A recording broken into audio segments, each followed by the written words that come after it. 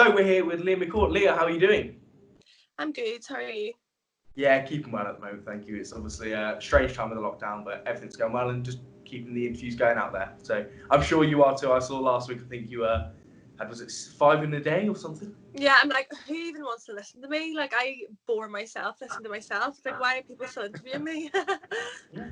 But how are you coping in the lockdown? How's training going? It's okay. I have a treadmill in my kitchen, and I have a garage with a punch bag and Bulgarian bag, and I have a bike, so like I can get loads of training done. It's just, obviously I miss resting and sparring and training with the team and learning. Yeah, sure. So last time around at Bellator Dublin, you and Judith Ruis made European MMA history or MMA history by becoming the first two women to headline a major European MMA event. How did it feel to get your name in the history books? Yeah, I suppose, during like the past couple of weeks I really kind of took it in, whereas normally I'm just jumping from one thing to the next, and it's nice to kind of to have that, make history and to have that like accomplishment to my name. I know like a lot of people fight and a lot of people win, and it's just to have that wee bit of extra kind of I don't know, extra history in my career. It's really special. Sure. So, and also, how did it feel getting the win in front of the Dublin crowd? Yeah, I was so happy to win. Like it was a tough week, tough couple of weeks, and like I wasn't overly like happy with my performance, but just to grind out the win and get that win in front of my the hometown Dublin, and with Isabella being there was really special. Sure. So I know you said that you weren't happy with your performance there, but one thing that definitely came from the fight, when I was speaking to the Bellator press team, they were saying about the armbar and that it's becoming a thing of legend now. It's across social media and people are loving it. How do you feel that something like that, as said, is now? I mean, that's going viral. Yeah, well, I'm not very happy that I was even caught in that position, when my coaches weren't. But obviously we train in those positions, and anything can happen in a fight. And when you go in there, you don't know what's going to happen. So it's nice to show my resilience in there, I suppose, and my kind of groundwork and knowledge. Sure. So obviously, after that bout, and even just before that, you are becoming one of the biggest UK and Ireland's MMA star. So, how does it feel to have that spotlight on you? I mean, obviously, you've had Sky recently, you're doing your home workouts with them. How has life changed? Not really. I just focus on fighting and training, and that's always my in my head. I'm just dying to get a fight date at the minute. Obviously, I was meant to fight in May, and it was a really exciting fight, an exciting card, and I just hope that I get to fight soon and I'm on the first card back. So like everything that happens obviously outside the cage, I make an effort to seem interested and engage with the public and talk to people. But in my head, it's always the main focus is training and the fighting. Yeah, I noticed Scott recently said that he would like to return for July, so all Bellator shows kind of go from there. And you tweeted out that you'd be ready by then. So is that something you are eyeing up? And obviously, I don't think that'd be in the UK, but you would happily go abroad for that. Yeah, I have my Bellator sort of my American visa, so like this year, so I have my visa to go over and fight. And I've been speaking to Owen about training and what way training would work if we got a date in July. I don't see why they wouldn't put that fight on. Me and July, in July we were one of the first shows to be cancelled, and it'd be good to just go that fight go ahead. Yeah. So you were due to obviously fight Janae at Bellator London. So that is the matchup you're eyeing up. Yeah, definitely. I think she's a great opponent and a great test for me, and I think it makes sense to have that fight next. And it's an exciting fight for the fans, so I can see them putting that on like as soon as we can again. Yeah.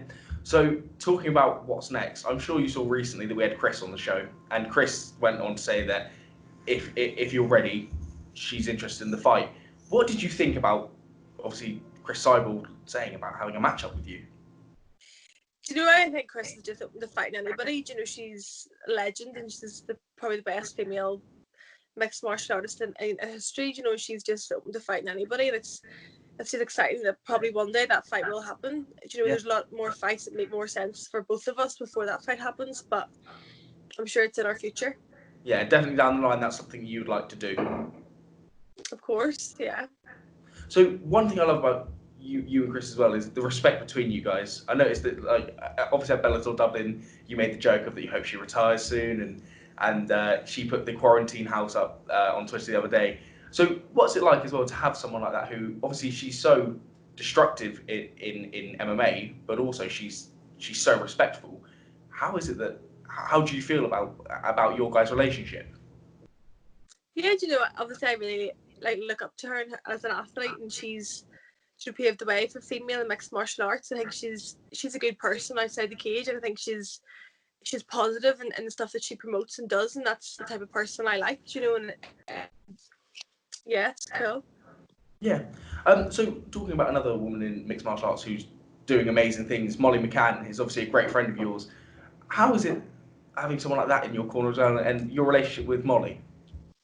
Yeah, just Molly's just like my soul sister mate. She's just the best friend, and we're on the phone about 3 times a day, even through this, and we're just the best of friends. And it's so nice to have somebody, another female, who's on the rise as well. She's making history in her promotion, and we both have each other to complain and moan about, and to each other about our circumstances, and cutting weight and fighting and training. And we go fighting is quite a lonely sport, and we do a lot of things on our own, and we're both in male dominated environments, so we're always with the guys, and we don't have a lot of friends that understand what we go through, and especially fight week, weight cut, having a lot of press and media attention, and it's just so nice to have each other. Definitely. How do you obviously from the beginning of mixed martial arts, women in the sport now is becoming bigger and bigger, and it's getting much more attention. How do you feel about that? And in general, do you think how much further do you think there is to go? And what would you like to see in the future? Do you think that IMMAF are doing great things? They're trying to make MMA a recognised sport, and to have governing bodies and make things a bit more like stringent, and have bodies in every country to look after the amateurs coming up. But I think it's amazing the work they're doing. It's really it is it's definitely going to set a good future for the sport if they continue doing that. If things happen like MMA gets recognised and gets in the Olympics, and like if MMA athletes are funded like other athletes, because it is the hardest sport in the world, and a lot of them are overlooked, and maybe their careers don't go as they want because the lack of funding, the lack of support. So we'd love to see a lot more work in the amateur scene, and I think the IMMAF are doing a great job of that. Definitely. Is there any stars from IMMAF at the moment who you think might be coming up? There's a few. I don't know their names. So I know Megan Morris. She's one of the young girls. They have Jer Harris. He's actually from my team. He's an absolute superstar. He's Owen Roddy's protege. He's like the next Conor McGregor. He's phenomenal. There's a lot of young people coming up and from different countries that are just so well rounded in all areas. And it's really good to see. I think all amateurs should compete at those IMMAFs. I think it's the toughest tournament in the world. You fight 3-4 times in a week, and I don't think they get enough respect for what they're actually doing. You have to make weight every day. They have to fight a different person every day, and they don't know who they're fighting, what style it is. And it's definitely a great experience. Yeah, I love that. But I said IMMAF are doing amazing things, and it's good to see the fighters pushing up and more. Just before we move on to a little quiz for the week, did you have any idols growing up at all, or growing through this? Or what? So not just necessarily growing up, but was there anyone who even whilst you've been in the sport you've kind of looked up to, or even just mimicked their style? Probably not really style wise. Growing up, I loved watching Bruce Lee movies, and any all the Olympics, all the martial arts. I loved obviously Katie Taylor we have here. She's a great role model and fantastic boxer. I love her.